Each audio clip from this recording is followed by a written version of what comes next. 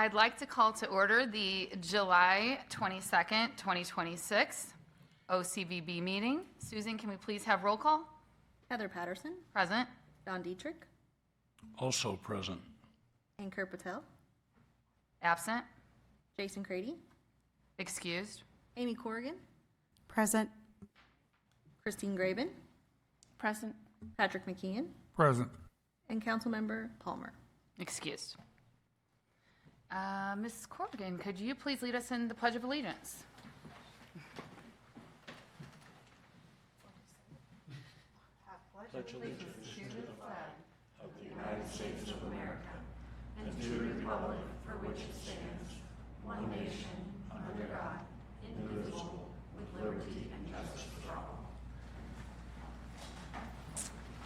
Good afternoon, everybody. I'm going to start off with the approval of the agenda. If there are any changes or questions that anyone has, and if not, I need a motion and a second to approve it as presented. Motion to approve, Dietrich. Second, McKeon. Then we're going to move on to the approval of the minutes. Oh, sorry. There we go again. All in favor? Aye. Anyone opposed? Motion passes. We are now going to go into the approval of the minutes from our June 30th, the special meeting that we had on June 30th, 2026. If there are no changes or additions that need to be made on that, I need a motion and a second to approve that as well as presented. Approved. Motion to approve, Dietrich. Corrigan. All in favor? Aye. Aye. Anyone opposed? Approval passes. All right, we're going to go into our discussion items. The very first thing on our agenda today is the nomination and election of our chair, our vice chair, and the Cultural Arts Commission liaison. We'll start off with the chair. Are there any nominations for that at the current moment? Madam Chair, I would like to nominate Heather Patterson to remain as our chair of OCVB. Okay. Anyone else have any nominations they'd like to make? I would also like to move that we, by acclamation, we accept your continuation as chair of this organization. Okay. And then I need a second on that then as well. I would second that. Okay, all in favor? Aye. Aye. Anyone opposed? All right, it is me. All right, we're going to move on then to the vice chair. Do we have any nominations for our vice chair at the current moment? Just continuing the same pattern, I'd like to nominate Don Dietrich as our vice chair again. He's done a great job, great year of service. Thank you, Don. I second that. All in favor? Aye. Aye. Anyone opposed? All right, Don, you ready? All right, do it again. It's my moment. Let's do it. Let's do it. We had that much fun. We got to do it again. Please limit your acceptance speech to 15 minutes, please. Okay, get ready. And then now we're going to move on to the Cultural Arts Commission liaison. Do we have any nominations for that?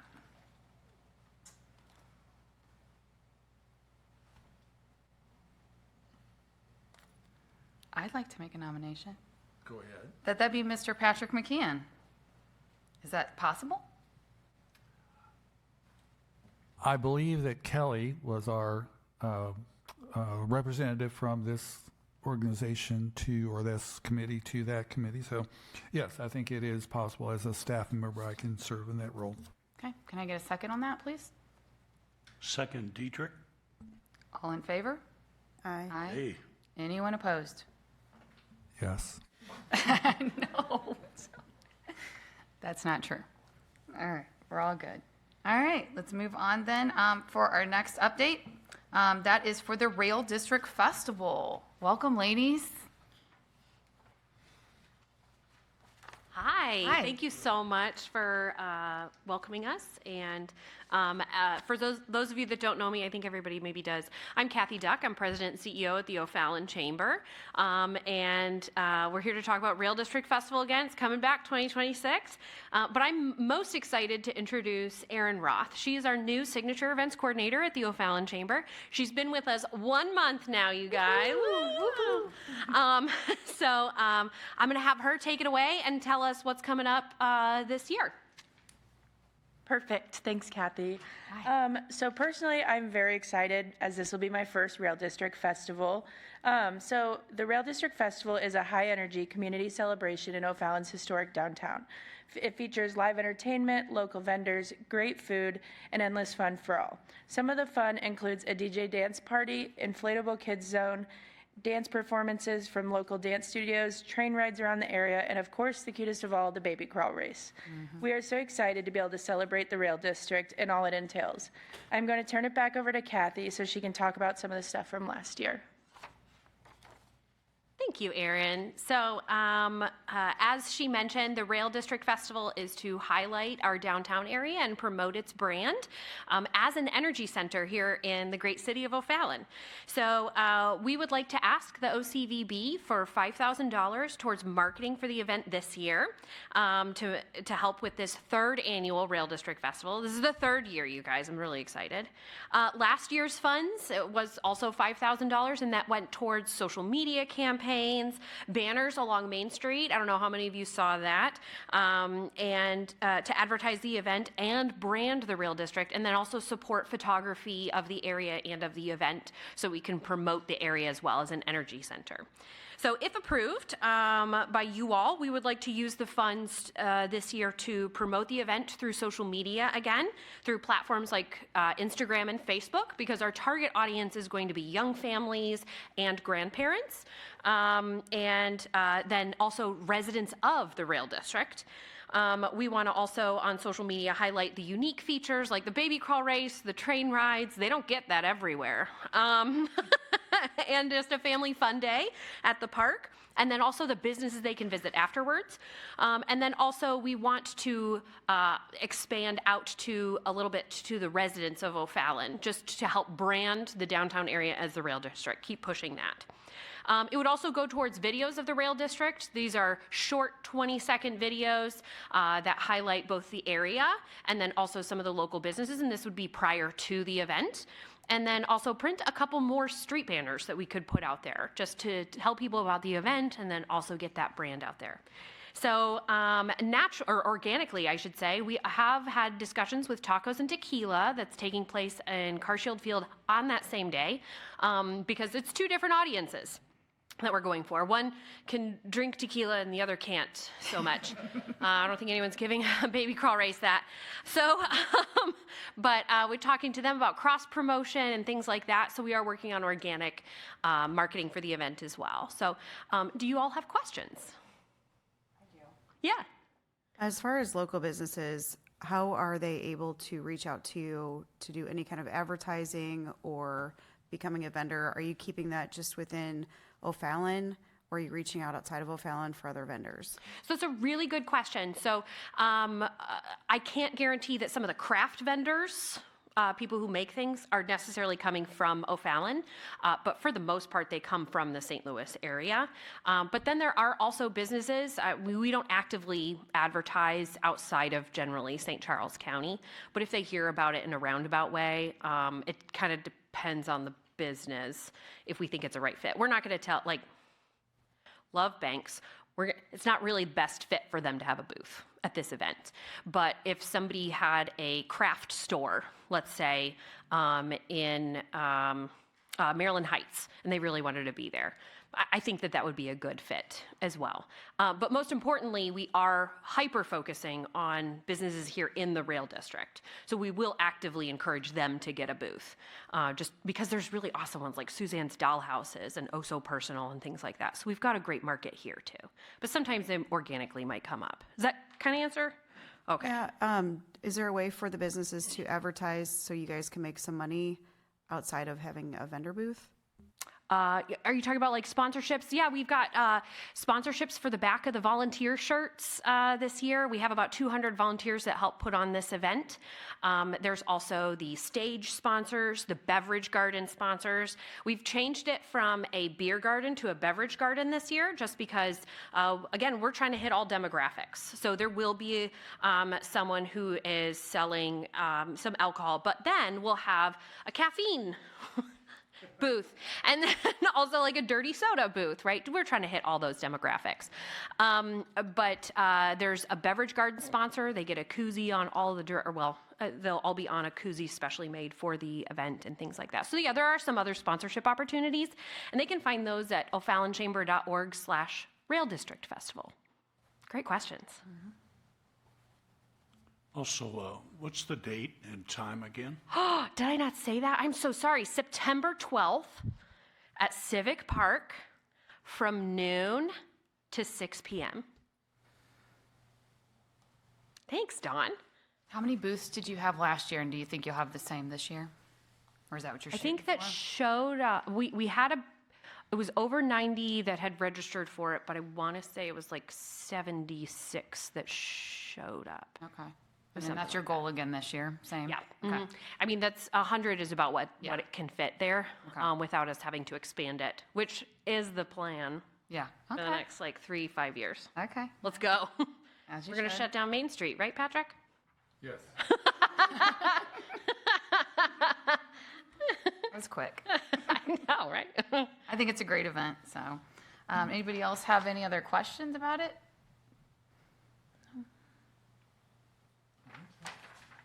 There is, I know that you guys are also working on budget for 2027. Yeah, we're planning on this event coming back in 2027. So we would also like for you to consider the same amount, $5,000 for next year's marketing for Rail District Festival as well, if possible. Okay. All right? Anything else, Madam Chair? No, I don't think so. Like, anybody else have any questions? No. Thank you. Thank Appreciate you. it. Oh, and you got stickers and flyers if you need those, yeah. Oh, yes. Okay, we are going to move on to the next then, which is the Historic Preservation Commission. Good afternoon. Good afternoon. How are you, sir? I'm great. I'm Rick Dotson with Historic Preservation Commission, and I'm going to give you an update about our brochures. Right now, they are presently in digital form. We have two different types, and I think we're going with a black background instead of the white. Our deadline is to have this totally completed by Labor Day. We have a deadline with the state by August 3rd, the end of August, and so I just added another week or two on there just to make sure we get them out. And then we've everybody's talked to the printer, so that would be no problem. Print out 18,000. It's going to be nice. And they already have the QR code on there, so we could constantly add on more events and more stuff as the city does that too. Great. You know, I'm really excited because communications done a great job. Nice. Yeah, they really have. So just 18,000 right now is where we're at. But we was asked to add more to the hotels and more to businesses, which will need to meet holders too. So as we move along, we'll figure that out.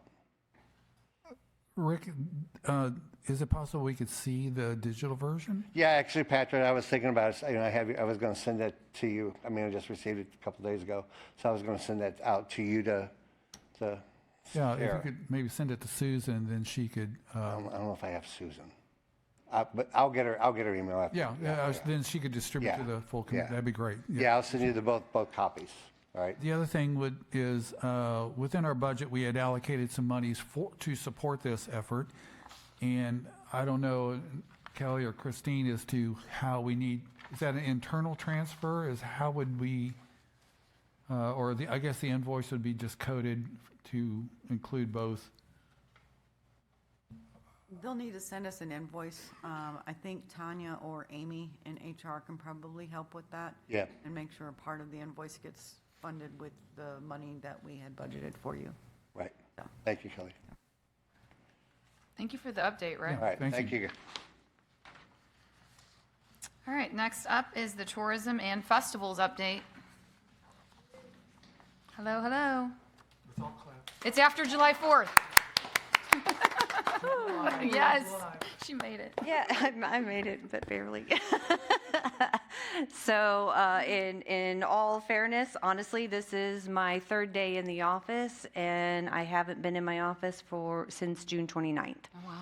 So between loading in a very short amount of time, working an excessive amount of hours, and then taking the rest of the week off, and then going on vacation and sleeping for several days.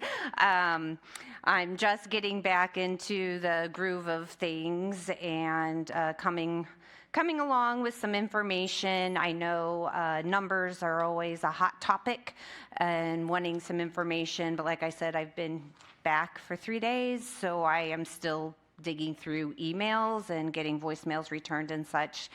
And honestly, today I just received the FedEx shipment from the Carnival with all of their numbers about an hour and a half ago. So, but I thought I would include some of the fun that we had while Heritage and Freedom Fest was taking place, July 1st through the 4th. Quick little recap of some of that information for you.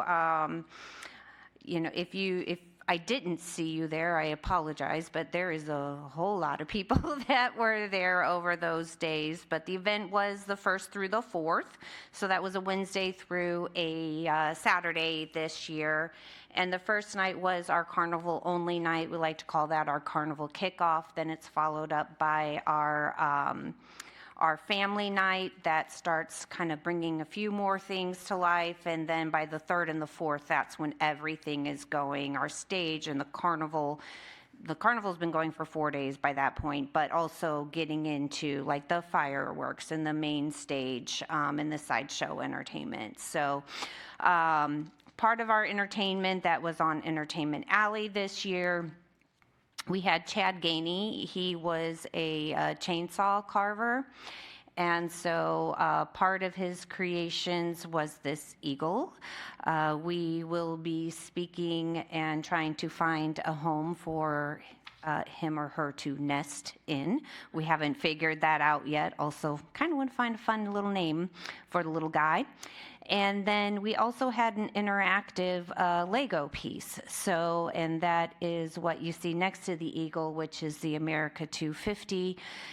People had the opportunity to create that. So it was the community that created that, not just the artist. The artist designed it. And I'm going to step away from the microphone for a second, but I'm going to show you there are little 5x5 tiles on the back side of this. And so somebody would walk up and say, I would like to create tile number 22.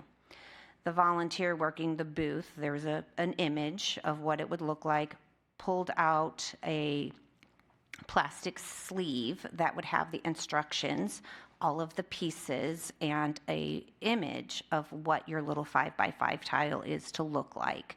So once you're done with that 5x5 tile, you would then go and place it in the coordinating section of this large scale image. So I'm going to step away for a second. I'm going to show you what the backside looks like so you have a better idea.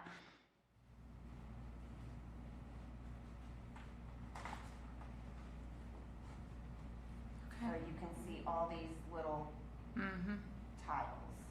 So then those were broken down Wow. as well. Right. That's nice. I like that. So were there those 5x5 sections just all blue? Some were, but not all, because it was, Yeah, depends on where it was. yeah, it just depends on where it was. So Dana actually will be helping me get this framed out, and I'll eventually be working with Bill Mitchison to discuss where this can go within City Hall as part of our art collection. And then our eagle will at some place land. and be also a part of the art collection. So it really kind of marries together tourism, festivals, and cultural arts all together. I'm happy to foster the eagle in the interim Yes. if you'd like. You already took a Okay. photo with it. Take him home and Does require I've got an extra bedroom. Want it to I can nest in put your him office. frequent feedings.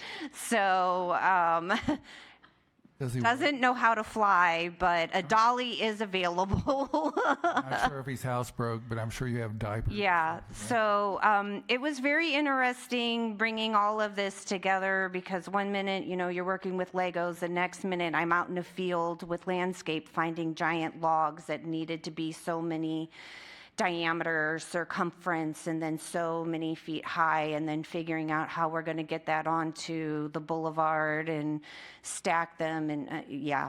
So we have fun like that, and then we end up having like a 14-foot birthday cake going down the parade route as well. So we kind of touch a whole variety of different things. The parade was probably larger than the year before, I feel. And it was almost 50-50 split when it comes to the entry fees related to commercial versus political.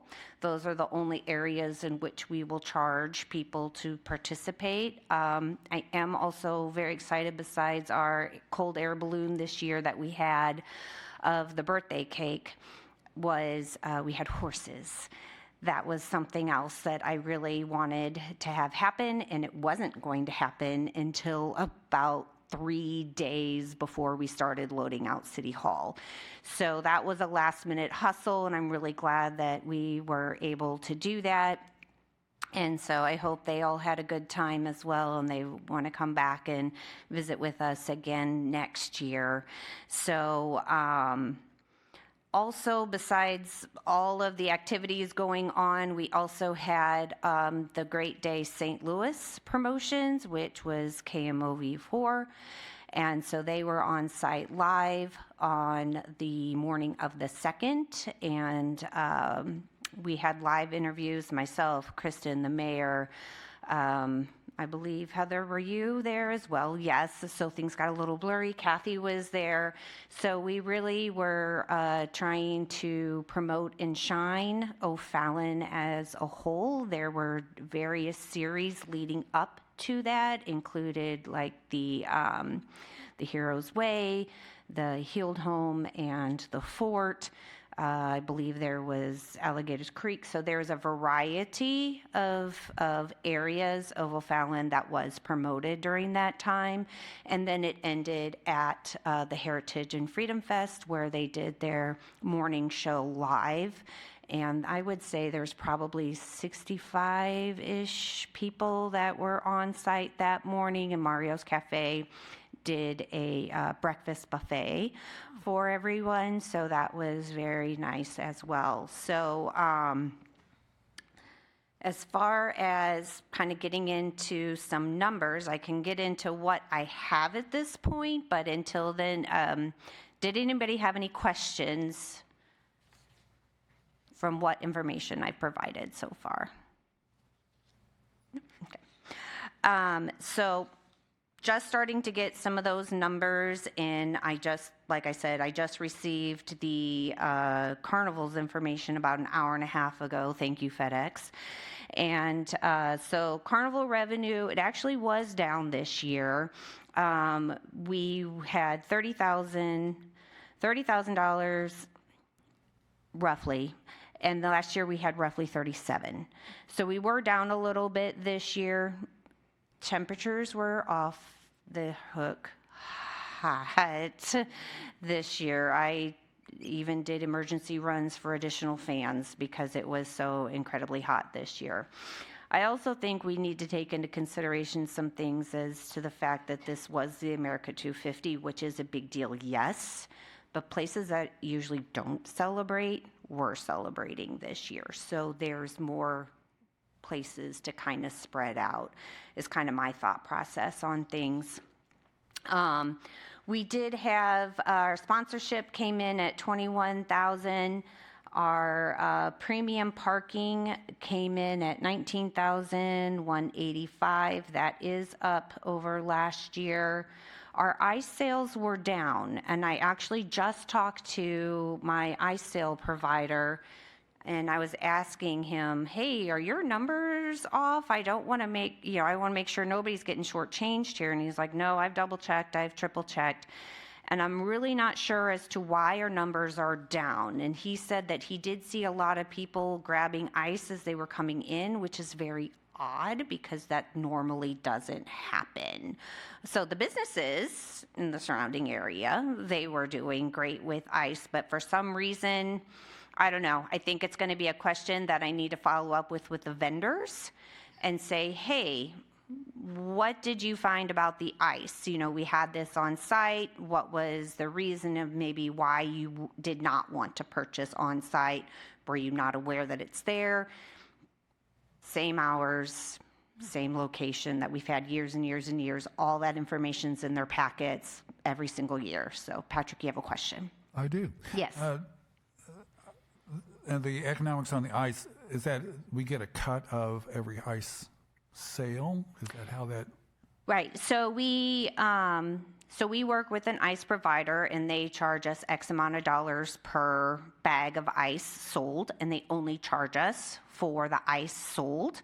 And they also provide all of the slant boxes, which are the frozen units to plug in to keep everything housed, and they leave their trucks on site. And then from there, we also have a fee that we charge for 20 pounds of ice, and we charge $5 for a 20-pound bag of ice on site. So nobody would have to leave or go anywhere. We just don't deliver the ice. People need to go and get their own ice. Make sure we always tell them to bring dollies and carts and things like that. I will say that our vendor meeting this year was very light. Like, I have never seen it that light before of people not attending, which was very, very odd as well. So I don't know if that has something to do with it, but they all get that same information. It's in the packet. It's just a matter of going through it and reading to find out where everything is. So we'll take a look at that again for next year, but you live and learn each year. What works one year, the following year, all of a sudden you're like, well, that's been doing just fine for all these years. What all of a sudden was that? So that's one of those items. So that we're going to take a look at. Our vendors were actually holding about the same. So there's about a $300 difference there. We're at $29,000. And as far as the application fees, we had fewer applicants, but we were only at like a $300 difference between what we had last year versus this year. Some of our fees did change. Every couple of years, we do change our vendor fees to keep consistent and being able to cover those costs and such. So I'm still waiting to get all of the artist merchandise back in. I've only gotten one of the 3 country artists in, and I still need to get the rock artists in. So what that is any of their soft merchandise, such as their t-shirts and things of that nature, we do get a percentage of that. Paid back to the city.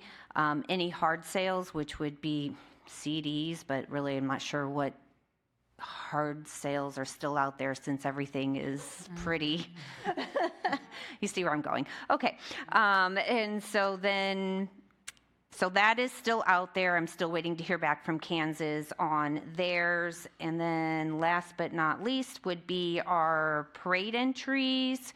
We were up probably about $800 this year compared to last year. So that came in at $3,300. So, and then as far as, the breakdown of the carnival goes, I can tell you that we had a flash sale, and there were 308 wristbands sold on that day. Unlimited wristband sales, pre-sales prior to coming on festival ground was 1,072. And then the unlimited wristbands on site were 231. So that's 1,611 tickets sold from the Carnival ride wristband sales, the ultimate all-you-can-ride. So, and we get 20% of those sales, and then we also get a flat fee based on each food concession stand that they provide and game. So when you pull that all together, we receive $30,020.84. Okay. And that's what I've accomplished in an hour and a half. All right. Okay. Thank you. Does anybody have any questions?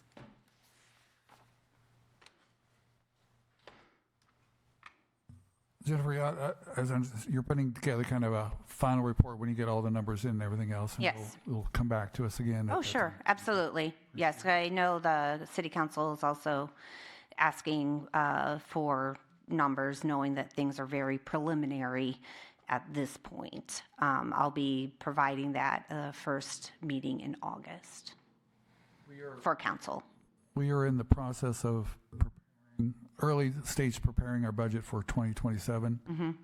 Do you want to say anything about the request from Heritage and Freedom Festival on the budget for next year? Yeah, so that's something that is at a very high level for me right now. My initial thought was I'm having challenges getting entertainment to commit. What I'm finding is people are not wanting to commit as easily to the 4th of July, and when they do, their prices are higher than what they normally would be any other time of the year because it's a holiday. And as far as like our rock goes, we are kind of hitting that we've checked all the boxes in the price area that we currently have. So I still need to talk to my production manager. Haven't had a chance yet to say, okay, where are we looking for avails for next year? Because technically it's not too early to start looking. It's just whether or not people are willing to go ahead and accept this early, late summer, early fall. They're more likely to start building that following year's schedule, knowing a little bit more about their routing, because it's all about that as well. If it's on their way to where they're going, prices usually are not as high. If they're really having to trek from one place to the other, then the prices usually go up a little bit. So this is a conversation that I still need to have with the production company. But preliminary, that's to give you an idea of what things potentially could look like. There could be an increase, yeah.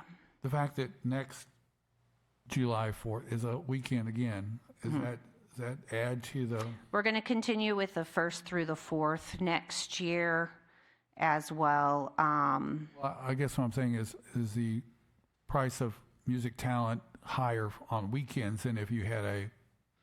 It's the holiday. It's a holiday. Yep. It's a holiday. Makes sense.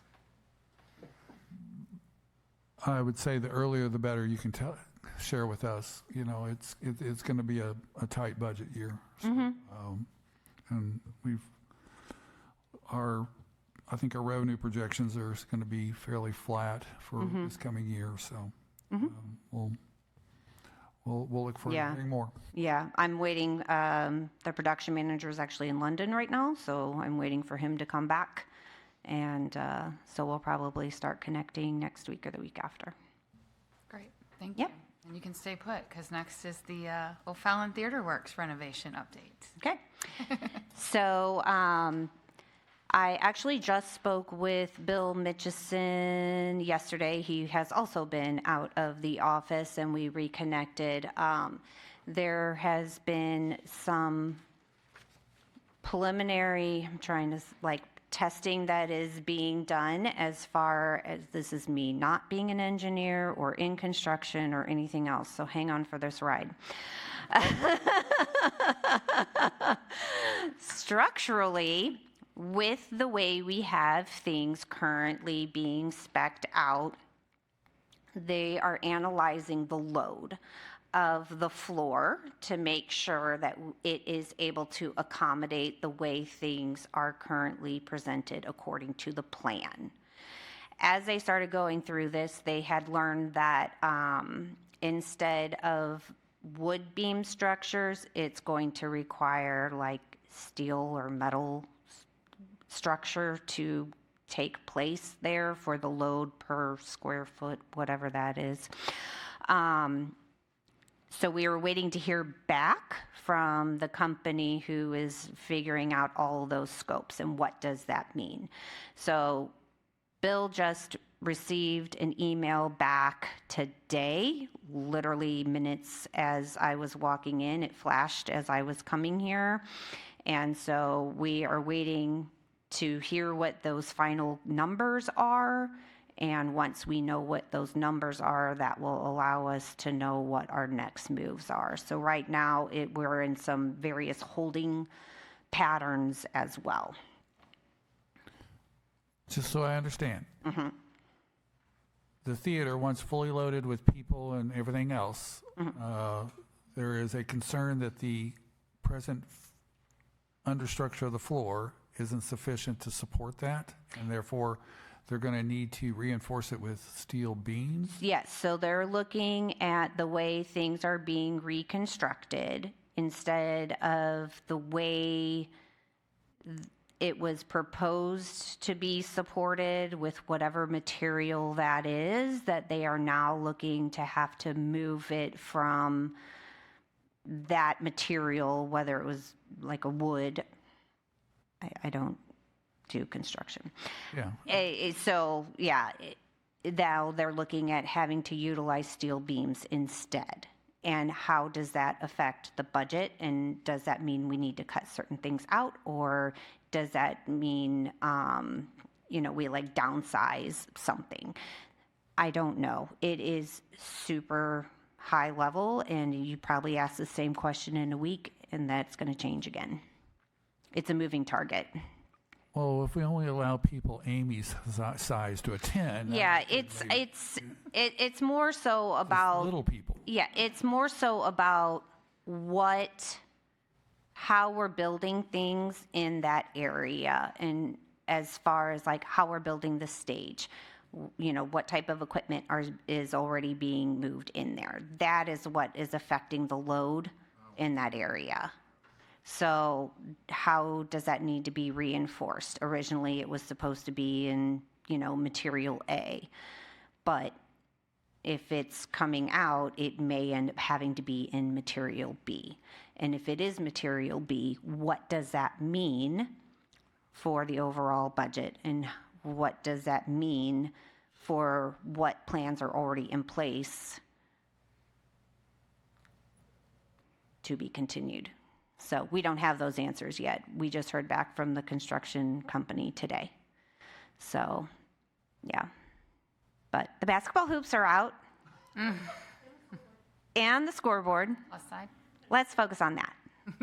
That in itself is huge. Small victories, right? We are going to take that victory. Exactly. We are going to take that victory, and we are going to run. So yes, to be continued, hurry up and wait. That's where we're at. Okay. Yeah. Aren't you glad you asked? Yeah. Okay. A lot going on. Well, thank you. Anything for else? that. Yes, thank you Okay. for the update. Are you guys, anybody else have any questions or anything? No? All right. Thank you, Jennifer. Well, I don't think that's mine. Dana, you're next. Theater or cultural arts, please. Hello there. Hi. It's been a while. How are we? Yeah, good. Good.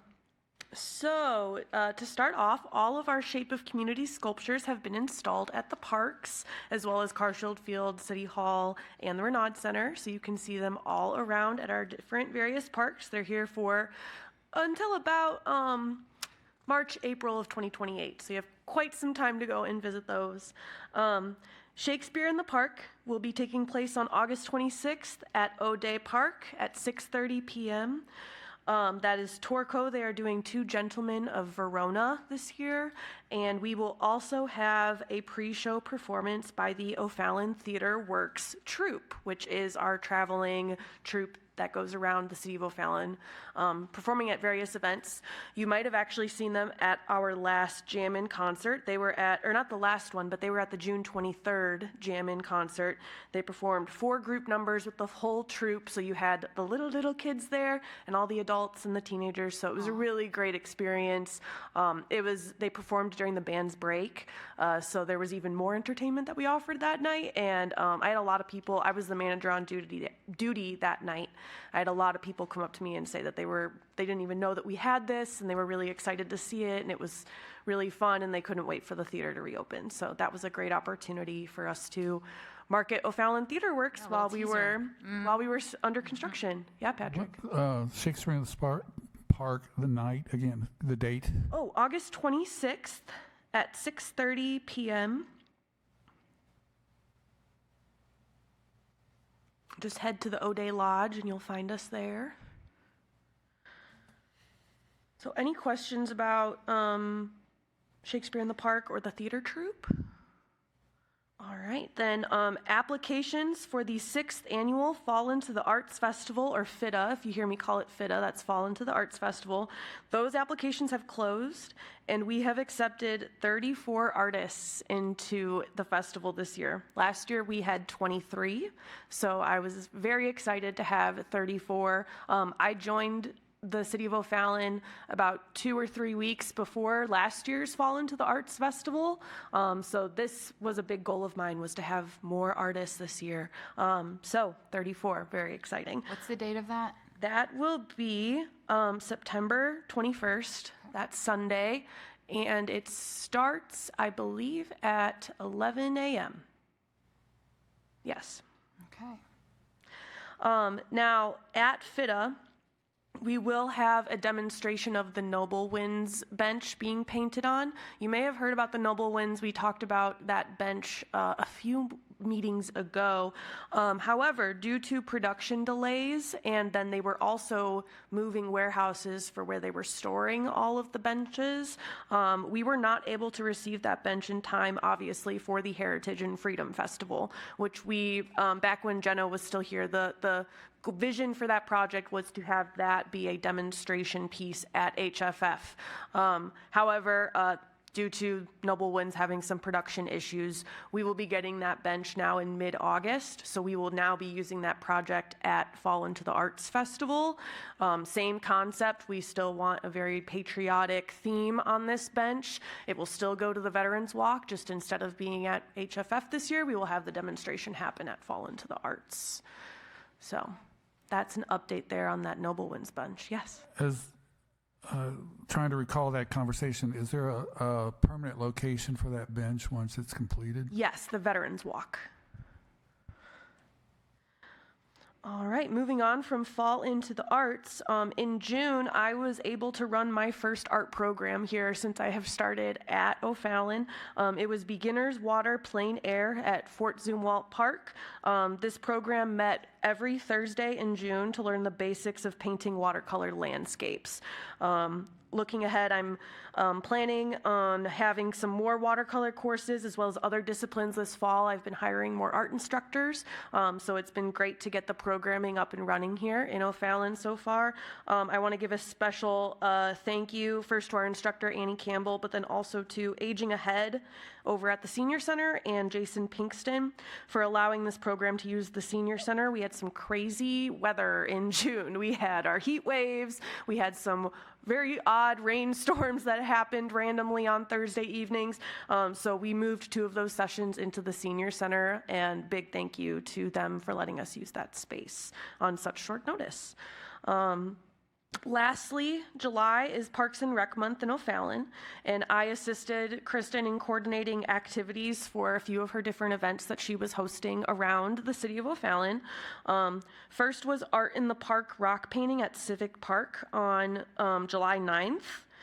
which was very well attended. And then tomorrow we will have our second Art in the Park event at O'Day Park at 10:30 a.m. and that is bracelets and keychains. You do have to pre-register for this event, as well as our final July Parks and Rec Month event, which is Messy Mania on July 31st at Sports Park from 6 to 8. Pre-registration is required for both of those events, so if you do want to register for those events, for those of you who are at home, go on to the Parks and Rec section of the City of O'Fallon website, and you will be able to pre-register for those events. Yes. I'm sorry, what was July 31st? July 31st is Messy Mania. So that is a program that Kristen created where we're kind of just encouraging kids to like let out all the last of their wiggles from the summer. One of the projects that I coordinated for that is a water gun painting activity. So we'll water down some acrylic paint, and then I have those squirt guns where you can like pull and get the water in the chamber, and then they'll put it onto their own little mini canvas so they can take that home as a keepsake. But then I also have 2 canvases where I wrote Messy Mania 2026 on them that we will then keep as keepsakes as well from our first Messy Mania, first Parks and Rec month in O'Fallon. I literally thought you meant Messi, the soccer player. Oh, I was really confused. go Spain. That's great. That concludes my report. So did you have any questions about any cultural arts things I reported on, things I didn't? Any questions? All right. Guess not. Thank you so much for the update. Thank you. Hey, Dana, when is the next Cultural Arts Committee meeting? Wednesday in August, first Wednesday in August, excuse me. Thank you. You're welcome. Okay, next on the agenda is the National Wiffle League Tournament discussion for August the 14th through the 16th. Mr. McKeon, what do we got going on this? Yes, I would like to go down and show something on the screen real quick. Okay.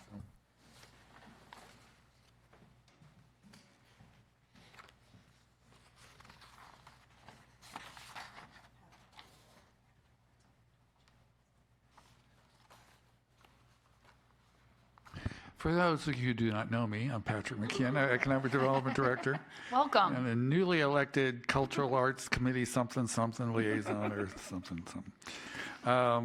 So I have, as part of our effort with OCVB, it's the idea of promoting tourism in our community and encouraging activities that happen here that drive both hotel room night stays, restaurants visited, items purchased at our local businesses. And so we had the great opportunity recently to partner with the National Wiffle League Association to hold their national tournament here. And so through your wisdom, you agreed to be a presenting sponsor for that event in August at Carshio Field, a 3-day weekend, a lot of activities planned. They're bringing in at least 24 teams. They may add a few here at the last minute. It should be, if you ever watch their tournaments or any of their activities online, they just seem like they all have a lot of fun. You know, it's a silly game with a plastic ball and a plastic bat, but a lot of them take it very serious. And Sam Skibby, who represents the league, has met here with us a number of different times. You can tell that the fact that he was in the championship game 4 times and lost all 4 times, it still eats at him. So, they do take it very serious. So as part of the sponsorship opportunity, we are given the opportunity to provide or have available to the participants what they call, I'll call it a gift bag, but items, advertisements, things like that would help promote local businesses, share information about our community and everything else. And so we are working closely with our chamber partners to put together something like that. My department already has some promotional clear plastic bags that we've used for other kind of promoting O'Fallon activities, and that we are going to utilize for this and be able to fill it with, again, either brochures or coupons or we've talked to Doc Crow's Social, the restaurant here next door, about, putting something in there about, after your game, come over and spend time at Doc Crow's. So I have, and if I can make this thing work, let's see. So if my friend's back there, oh, there we go. So we have looked at the possibility of trying to put together potentially a promotional item that might give something that someone that actually comes out here and participates in this 3-day event would walk away with, keep maybe for a while, and hopefully then remember, they had such a great time in O'Fallon, we need to go back, or as they say at the end of what is it, the movie Groundhog Day, let's live here. And so they would make the decision to move and start their business here. And so my administrative assistant has put together a number of different ideas, working with some of our promotional item partners, and I've just given some examples. Things are expensive. They have really gotten to be expensive, and even the smallest items. And so while we would like to be able to maybe provide something to the participants that would be memorable and they would definitely value, we may be talking about stickers like Rail District sticker that they can maybe take a few with them. But what I've shown you here is, first of all, the logo that has been developed by the National Wiffle League Association regarding their tournament. I guess this is the 15th annual tournament in St. Louis, and presented by the City of O'Fallon logo there in the corner. I don't know whether I can actually make that bigger or not. But some of the things that we looked at are maybe koozies that, everyone gives away koozies. I think Rail District is talking about their own koozie. Or maybe a cooling towel. We've done something similar for Select O'Fallon, our marketing brand that we use for the City of O'Fallon. And, I think given the weather we've had, it'll be August. This might be a good idea for someone. And then there was a suggestion about that a lot of people, athletic teams, bat bags, things like that they carry, they'll get little tags of the event, have those tags hanging on their bags. Kind of shows, I don't ski, but people who go to skiing resorts and everything else, they'll have their little ski pass still on their bag, 6 years later. And so, whether that would be a potential. My administrative assistant came up with it's a little a sun care kit. So it may have a little pouch of sunscreen, Band-Aid or two or something like that. And then again, the Car Wash Express is a sticker, just kind of showing what that is.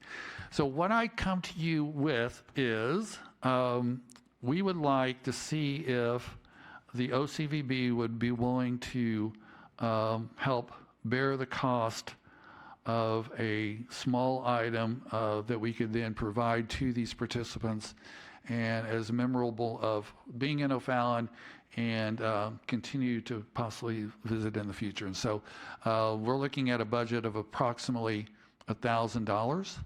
And so I wanted to bring that forth to you, one, to get your thoughts and suggestions on if you want to do this, what you might want to do, and would you be willing to support it financially? Yes, ma'am. I have a question. Yes, ma'am. And maybe I missed this, but where is this being held? Car Shield Field. Okay. And then you said there are 24 teams. How many people are on a team? There is, I believe that they have, I can't remember what Sam said.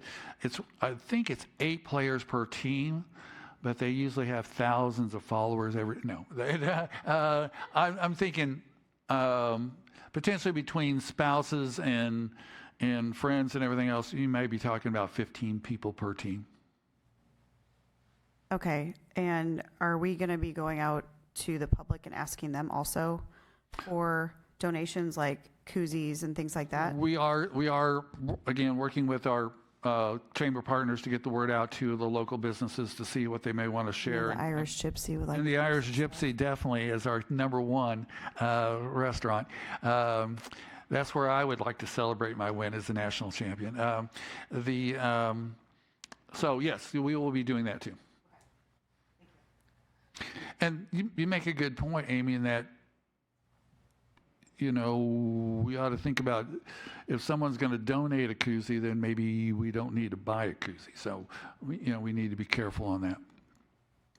Personally, I think the stickers are a hot item, or the bag tag, if we want to call it that. I think just because of the retention of those, like those stick around, those are literally no pun intended. And versus maybe the others, I feel like that's just my opinion. Yeah, I personally have probably 24 koozies stuck somewhere, or whatever, this cooling towel has been very popular with a lot of giveaways, golf tournaments and stuff like that. And so, the tag thing was kind of interesting in that it's not so much the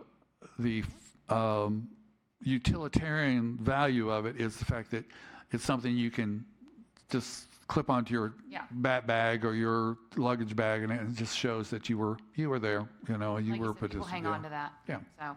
So. And we might not find other businesses and everything else that have those Right. or that we can have multiples in, right? Exactly. I think it would be more of it's not as common. Right. I agree. And these all, I'm assuming, fall within our budget that you were saying of that? We have not line item budget this particular item. This would be a add-on to our budget. But we have another item later on the agenda that there's going to be some room in our budget under our existing budget amounts. Right. Okay. All right. Well, thank you, Patrick. You're welcome. Did you want to stay there while you talk about the marketing consultant? Well, I was hoping for some action by a motion, if there would be an action or motion, Yes, or absolutely. or a I guess so. Yes. go we can do to that. HEL double hockey stick kind of thing. Okay. Well, what we need is a motion and a second then to approve the fact that the OCVB will support this National Wiffle League tournament with a promo item. Do I have a first and a second to approve? I will first it. Dollar amount. Second, Dietrich. Dollar amount? Up to, it's a motion up to. Up to. Motion up to $1,000. On the first one. Second? Okay. All in favor? Aye. Aye. Anyone opposed? All right. Okay, thank you very get that much. I promo appreciate item. your support on that. And again, I'm not sure we would do this as we get potentially more of these tournaments, but this is really our first, we want to really do this one well, and so they can spread the good word about the reception they received here, and I think this is a way to do it, so thank you. I agree. Thank you. All right. Next up is the marketing consultant, RFP. Okay.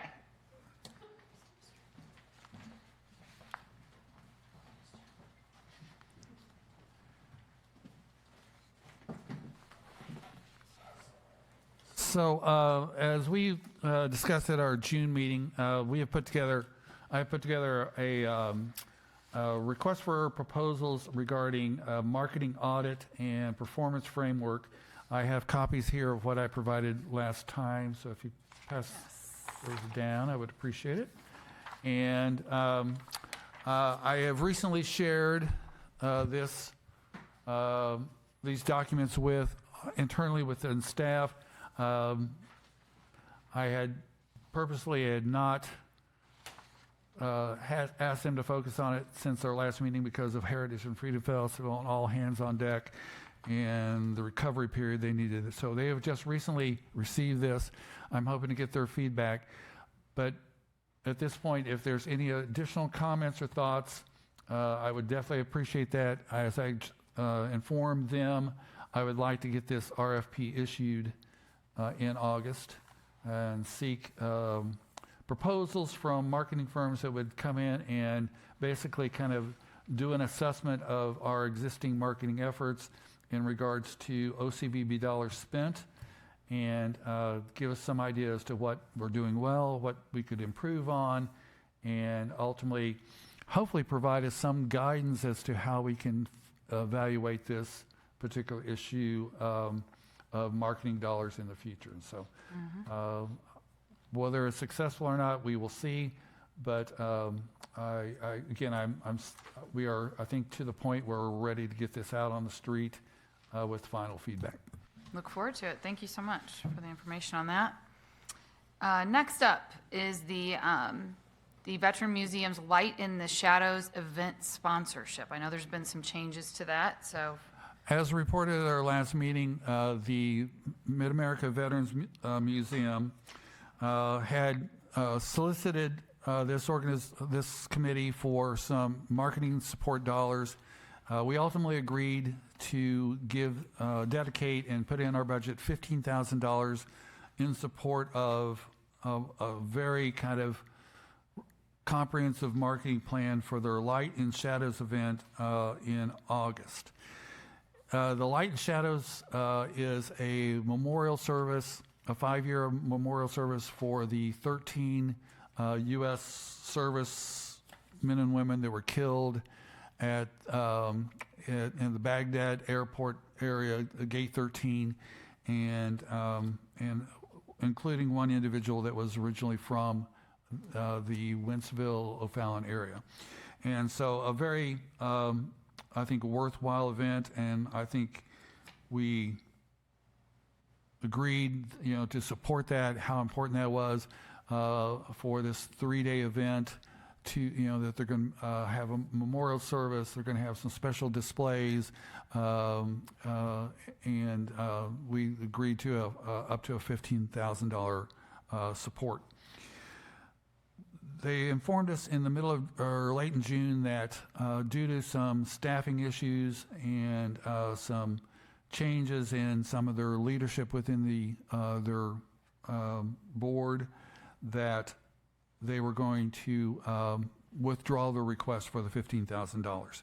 And when we discussed this at our June meeting, I heard other members express an interest that this is still, they think, a very worthwhile event, and if there's some way we could potentially continue to provide some support, they would be open to that option. I recently had a meeting with the executive director from the Mid-America Veterans Museum, and we discussed this. She said that while we could not fulfill the obligations and the promises of our comprehensive marketing plan, we still are seeking sponsorships to support this event at a more of kind of a lower scale event or a level. And so I suggested to her that given they already have some sponsorship categories already available, that this committee consider potentially becoming a Guardian of the Light sponsor instead at $2,500. And so our obligation in support of that would go from $15,000 down to $2,500. Then it would put the city of O'Fallon as a sponsor for, I think, this, again, very worthwhile event. And so I am seeking your support to convert what we had originally in our budget and reduce it down to a $2,500 level. Okay, are you wanting to make the motion then for that amendment of our budget? I would be happy to. Given all that, unless there's any other questions or any thoughts, I would like to make a motion to for OCVB to become a sponsor for the city, on behalf of the city of O'Fallon, as a guardian of the light sponsor level for the Light in the Shadows event put on by the Mid-America Veterans Museum. Okay. Do we have a second? I will second it, Corrigan. All in favor? Aye. Aye. Anyone opposed? All right, passes. Thank you, Patrick. All right, now we're going to move on to the budget. Hello there, Christina. Your turn.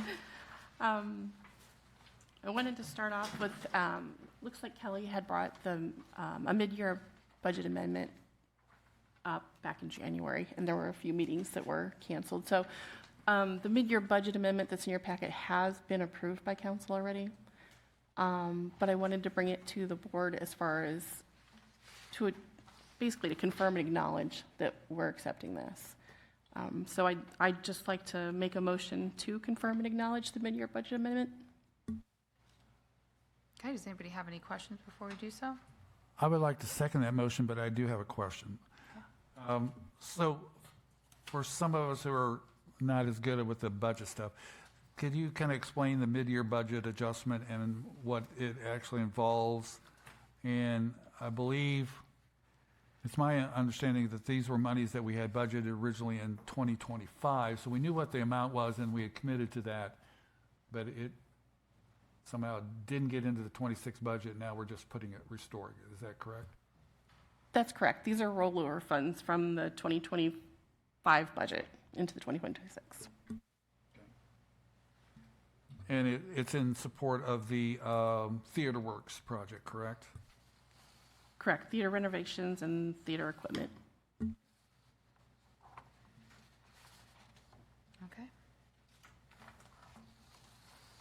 So then we have a motion by Christina and second by Patrick. All in favor? Aye. Aye. Anyone opposed? All right, budget's been approved. Mid-year budget. Mid-year budget. All right, thank you. Does anyone have any closing comments? Well, we want to go over the 27 budget. Oh, never mind. Sorry, it's my fault. So also in your packet is a draft of the 2027 proposed budget. As far as the revenues for 2026, we are trending slightly above what we anticipated. We're kind of leaving those for the 2027 flat, though. I don't want to go crazy with that. And you'll see the proposed numbers for 2027. Those are pretty much flat as well. And I wanted to get any input from anyone who had any changes that they wanted to see made, or additions, subtractions, what have you.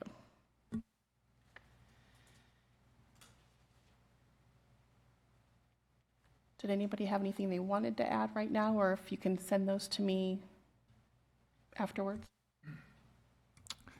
Christine, the interest earned on the revenue side, is it that we tend to budget conservatively, but ultimately we end up earning more interest than what we budgeted? Is that how, as to why it's 35 as a budget estimate for 2027, yet we had projected 50 and this year, and we received 71 the previous year. Is that how it's just a conservative estimate? Is that how that's?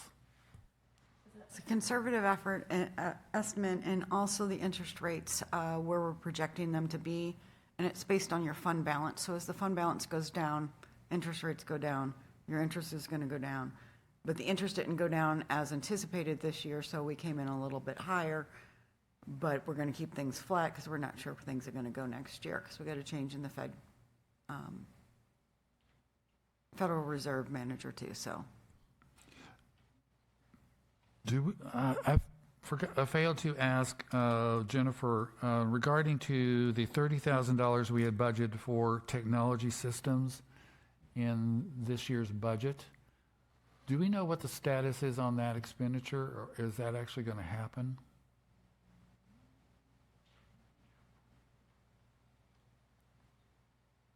it has not been encumbered at this time. Okay. It did go out though.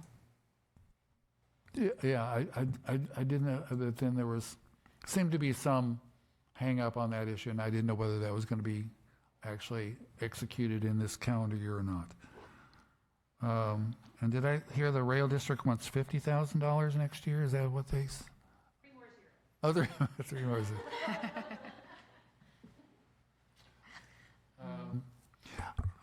Madam Chair, I would also say that I haven't had a chance to kind of look, but I suspect that I might have a couple of more special event line items that I would like to add in the 2027 budget. The wiffle ball tournament, I believe, will not be returning in 27. We haven't done anything yet with our sports tourism partnership program, which I think will be a rollover. Mid-America Veterans Museum, they're not doing the Shadow into Light event next year, so that will probably fall off. Rick, are you going to need any more money for your brochure in 27? I think we're going to be okay. Okay. And then, the marketing consulting fees will be a one-time. So I think Christine has kind of been tracking those, zeroing those line items out. So, okay. Awesome. All right, thank you, Christina. Also, I'd like to make a motion as well to schedule a special meeting for budget for August 26th at 3 p.m. so that we can finalize our draft budget before we take it to council. Yeah, let me look. Is that the fourth Wednesday again? Okay, August 26th at 3, our regular time? Correct. Okay. Okay. I will second that motion. All in favor of us having this meeting? Aye. Anyone opposed? Okay, sounds good. I'm sure, Susan, you'll be able to send out a invite for everybody. Thank you. All right, now, does anyone have any closing comments? Anything like that add at our end of our meeting today? If not, the meeting is adjourned.